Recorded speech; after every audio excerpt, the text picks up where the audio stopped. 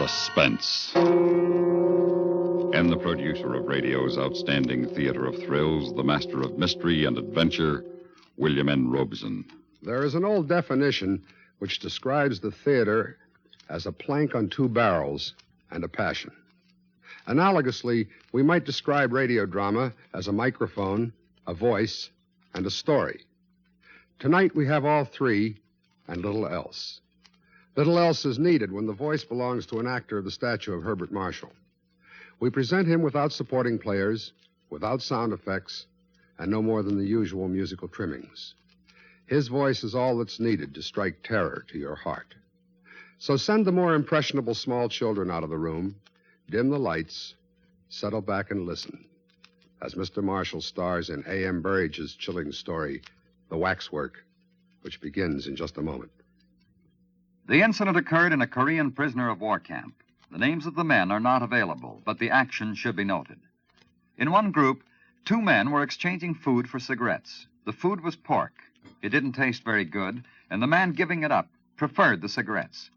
What he didn't know was that pork in his system now would help him get through the winter. The exchange was reported to the senior officer, an Army major, who took over and issued an order to the effect that there would be no more exchanges of luxuries for food. The major knew he would suffer for his action, but he felt that it was in the best interests of all concerned. And suffer he did, for he was placed in solitary confinement for issuing the order. But by his action, this Army major had exemplified Article 4 of the American Fighting Man's Code of Conduct. If I become a prisoner of war, I will keep faith with my fellow prisoners. I will give no information, nor take part in any action which might be harmful to my comrades. If I am senior, I will take command. If not, I will obey the lawful orders of those appointed over me and will back them up in every way. And now, The Waxwork, starring Mr. Herbert Marshall. A tale well calculated to keep you in suspense.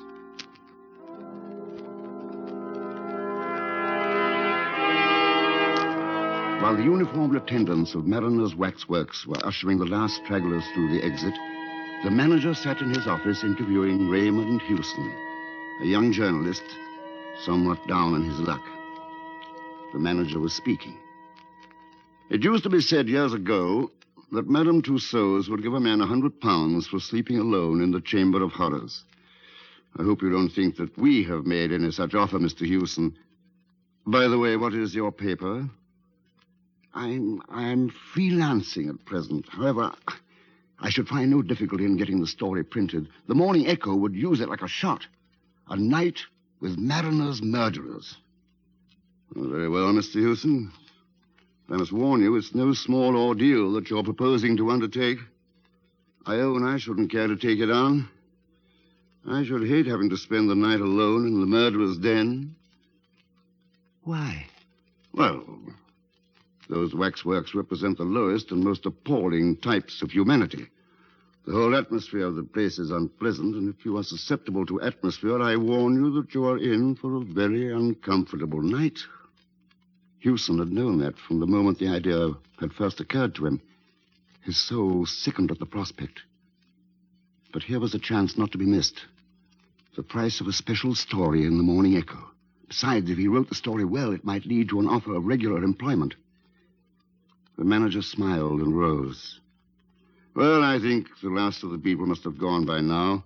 One condition I'm afraid I must impose on you. I must ask you not to smoke.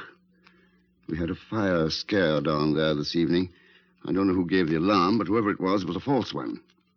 Fortunately, there were very few people down there at the time, or there might have been a panic. And now, if you're ready, I'll take you down to the murderer's den.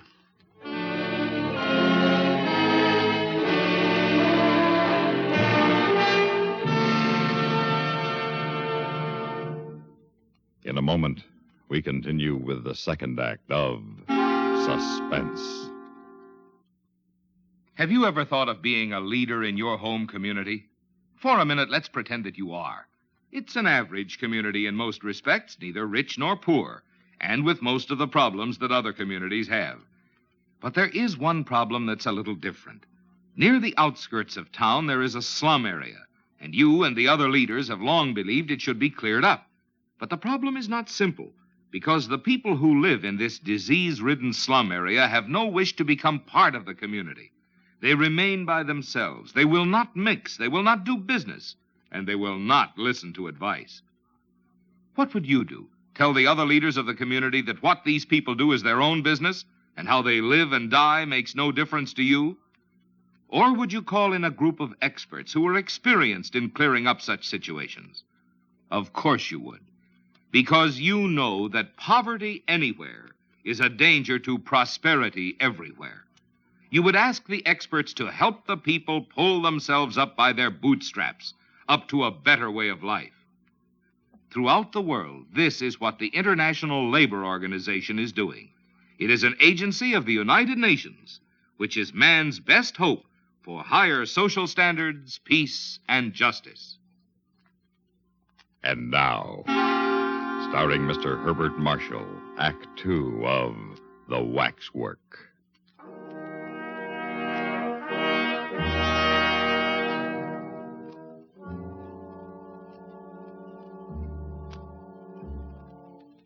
The murderer's den in Mariner's Waxworks was an eerie and uncomfortable chamber. A chamber whose atmosphere invited its visitors to speak in whispers. The waxwork murderers stood on low pedestals. Recent notorieties rubbed dusty shoulders with the old favorites. Thurtell, the murderer of Weir, stood as if frozen in the act of making a shop window gesture to young Bywaters. There was Lefroy, the poor half-baked little snob who killed for gain so that he might ape the gentleman. Within a few yards of him sat Mrs. Thompson, that erotic romanticist, hanged to propitiate British middle-class matronhood. Charles Peace, the only member of the vile company who looked uncompromisingly and entirely evil, sneered across at Norman Thorne. The manager pointed out several of the more interesting of these unholy notabilities. That's Crippen. I expect you recognize him. Insignificant little beast who looks as if he couldn't tread on a worm. That is Armstrong. Looks like a decent, harmless country gentleman, doesn't he? There's old Vaquier. You can't miss him, of course, because of his beard. And this one. Who's that? Hewson asked in a whisper. Oh, have a good look at him. This is our star. He's the only one of the bunch that hasn't been hanged. The figure which Hewson had indicated was that of a small, slight man, not much more than 5 feet in height. It wore little waxed mustaches, large spectacles, and an opera cape. There was something so exaggeratedly French in its appearance that it reminded Hewson of a stage caricature. He could not have said precisely why the mild-looking face seemed to him so repellent. Who is he? That, said the manager, is Dr. Burdett.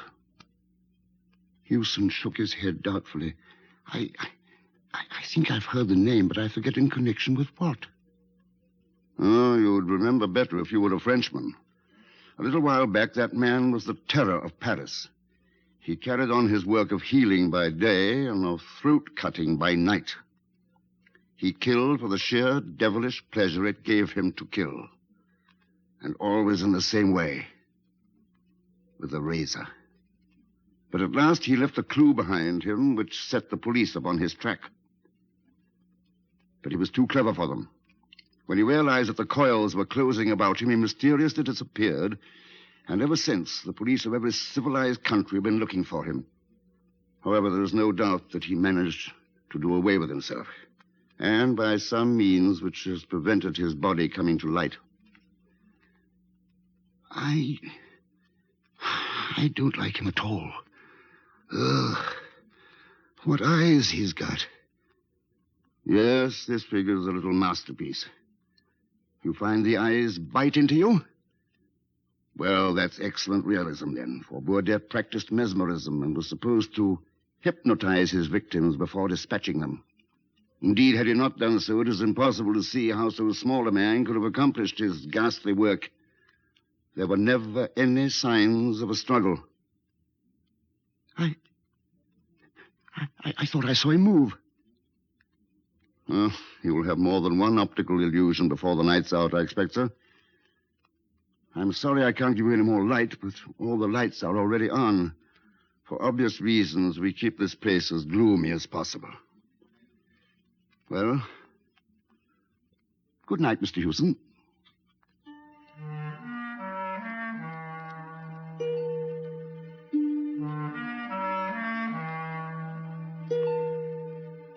The manager had provided an armchair for Houston, who immediately turned it so that its back was towards the effigy of Dr. Burdett. For some undefined reason, he liked Dr. Burdett a great deal less than his companions. The dim, unwavering light fell on the rows of figures which were so uncannily like human beings that the silence and the stillness seemed unnatural and even ghastly. He missed the sound of breathing, the rustling of clothes, the 101 minute noises one hears when even the deepest silence has fallen upon a crowd. And the air was as stagnant as water at the bottom of a standing pond. It must be like this at the bottom of the sea, he thought. He faced the sinister figures boldly enough. They were only waxworks. So long as he let that thought dominate all others, he promised himself that all would be well. It did not, however, save him long from the discomfort occasioned by the waxen stare of Dr. Burdett, which he knew was directed upon him from behind. The eyes of the little Frenchman's effigy haunted and tormented him, and he itched with a desire to turn and look. At last, the compulsion was too great, and he slewed his chair round and looked behind him. The image of the dreadful little doctor seemed to stand out with a queer prominence. Houston flinched before the parody of mildness which some fiendishly skilled craftsman had managed to convey in wax, met the eyes for an agonized second, and turned again to face the other direction. He is only a waxwork like the rest of you. You are all only waxworks. They were only waxworks, yes, but waxworks don't move. Not that he had seen the least movement anywhere, but it struck him that in the moment or two while he had looked behind him, there had been the least subtle change in the grouping of the figures in front. Crippen, for instance, seemed to have turned a degree to the left. Or, thought Houston, perhaps the illusion was due to the fact that he had not returned his chair to its exact original position. He had neither seen nor heard a movement, but it was as if some sixth sense had made him aware of one. He looked straight into the vapid countenance of Lefroy, which smiled vacantly back as if to say, "It wasn't I." Of course it wasn't he, or any of them. It was his own nerves. Or was it? He swung round quickly to encounter the mild but baleful stare of Dr. Burdett. Then, without warning, he jerked his head back to stare straight at Crippen. Ah! He nearly caught Crippen that time. You'd better be careful, Crippen, and all the rest of you. If I do see one of you move, I'll smash you to pieces. Do you hear?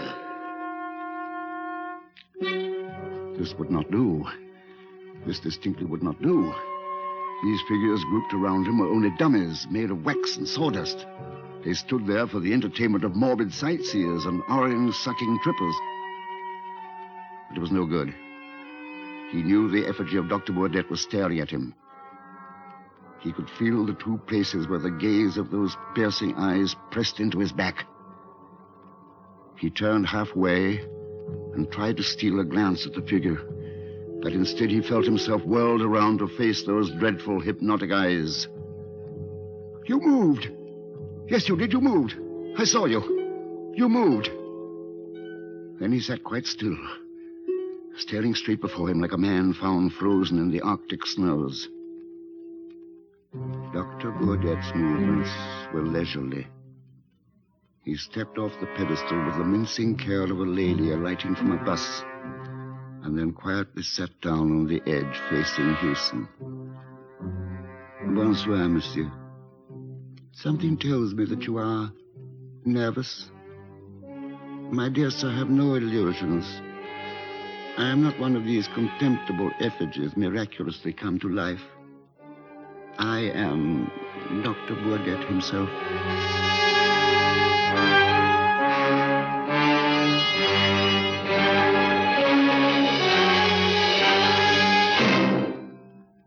In a moment, we continue with the third act of Suspense. This is Jim Amici. Are you from Georgia? Wisdom, justice, and moderation. This is the motto of Georgia, one of the pioneer states in the nation. Hernando de Soto looked upon the Georgia landscape more than 400 years ago. In 1733, James Oglethorpe established the state's first settlement at Savannah. Originally, agriculture was the principal industry of the Peach State, but in recent years, the value of Georgia's factory products has exceeded the value of its farm products. Atlanta, Macon, Savannah, Augusta, and Columbus are ever-developing manufacturing centers. Of course, agriculture remains important to the Empire State of the South. Cotton, tobacco, and nuts are among its principal products. The pine forests of Georgia provide more than half of our nation's resin and turpentine. Clay and marble are other important products. Georgia contributes to America's march toward better health through its polio foundation at Warm Springs. It was there that President Franklin Roosevelt died in 1945. Georgia, the fourth state to enter the Union, has contributed much to the heritage of America. In the years ahead, Georgia will add much to America's future. And now, starring Mr. Herbert Marshall, Act 3 of The Waxwork.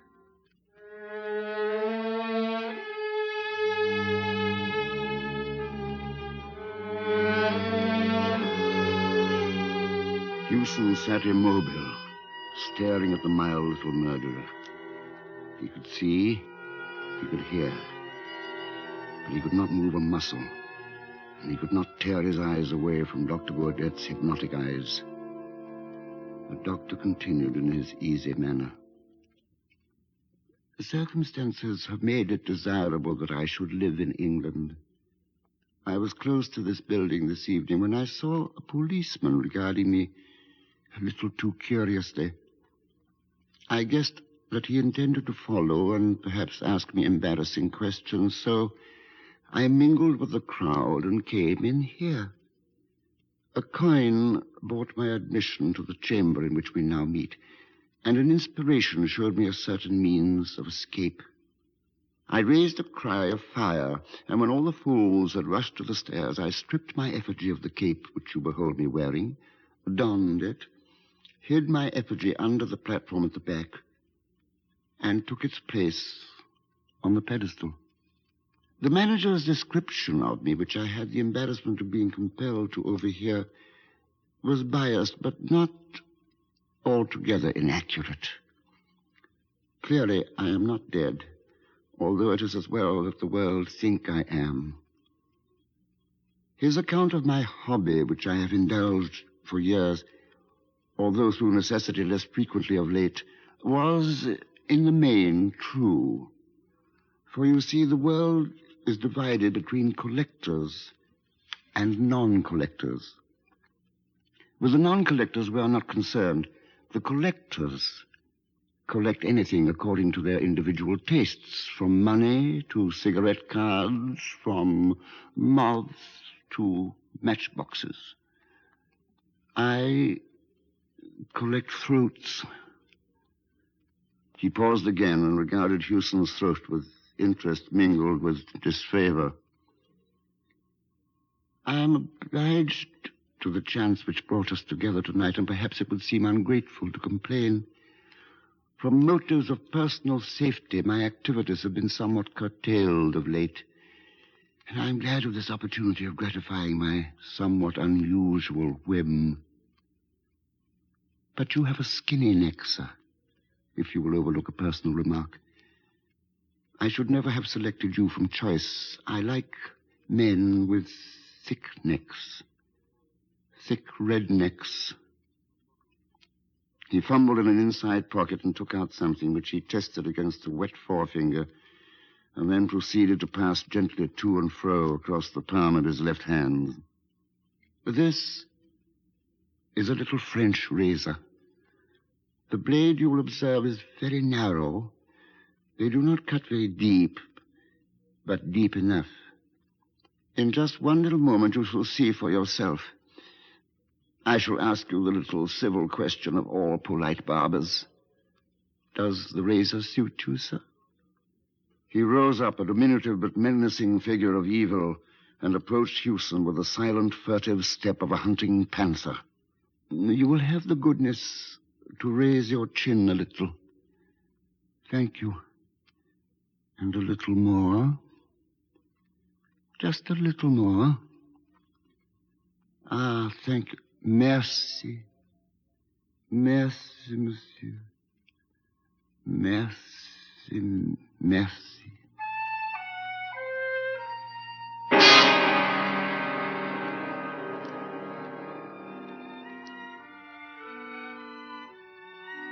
Over one end of the chamber was a thick skylight of frosted glass, which by day let in a few sickly and filtered rays from the floor above. After sunrise, these began to mingle with the subdued light from the electric bulbs, and this mingled illumination added a certain ghastliness to a scene which needed no additional touch of horror. The waxwork figures stood apathetically in their places, waiting to be admired or execrated by the crowds who would presently wander fearfully among them. In their midst, Hewson sat still, leaning far back in his swivel chair. His chin was up-tilted as if it were waiting to receive attention from a barber. And although there was not a scratch upon his throat, nor anywhere upon his body, he was cold and dead. Dr. Baudet on his pedestal watched the dead man unemotionally. He did not move, nor was he capable of motion. But then, after all, he was only a waxwork.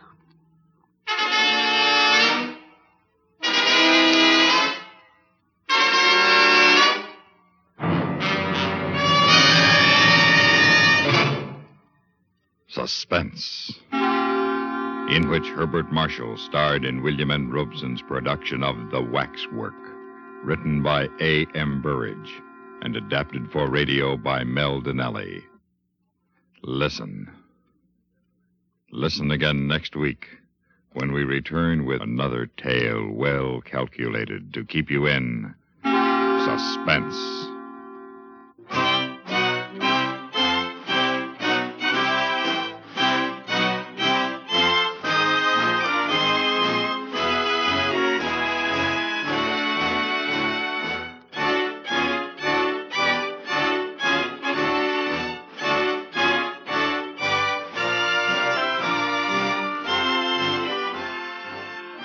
Suspense has come to you through the worldwide facilities of the United States Armed Forces Radio and Television Service.